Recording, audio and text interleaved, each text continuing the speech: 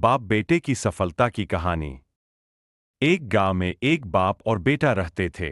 वे बहुत गरीब थे और उनके पास खाने पीने के लिए भी पर्याप्त साधन नहीं थे।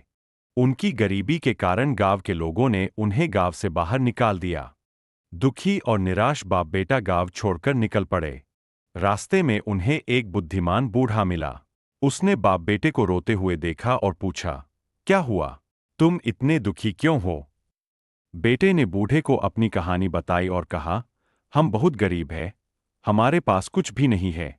गांव वालों ने हमें गरीबी की वजह से निकाल दिया है। बूढ़े ने उनकी बातें ध्यान से सुनी और मुस्कुराते हुए कहा, तुम्हें चिंता करने की जरूरत नहीं है। अगर तुम मेहनत करने को तैयार हो, तो मैं तुम्हारी मदद कर सकता हूं। क्या तुम मेरे साथ अमेरिका चलोगे? बाप बेटा ने थोड़ा सोचा और फिर सहमति में सिर हिला दिया। वे बूढ़े के साथ अमेरिका चले गए। वहां पहुंचकर बूढ़े ने उन्हें कुछ पैसे दिए और कहा, इन पैसों से पिज्जा बनाने का काम शुरू करो। मेहनत से इसे बेचो। धीरे धीरे तुम अमीर बन जाओगे। बाप बेटे ने बूढ़े की बात मानी और पिज्जा बनाने लगे। वे रोजाना सुबह से लेकर रात तक पिज्जा बेचते थे। उनकी मेहनत रंग लाने लगी और धीरे धीरे उनका व्यापार बढ़ता गया। बाप बेटा अमीर होने लगे। बूढ़ा भी उनके साथ काम करता और उन्हें नए नए तरीके सिखाता।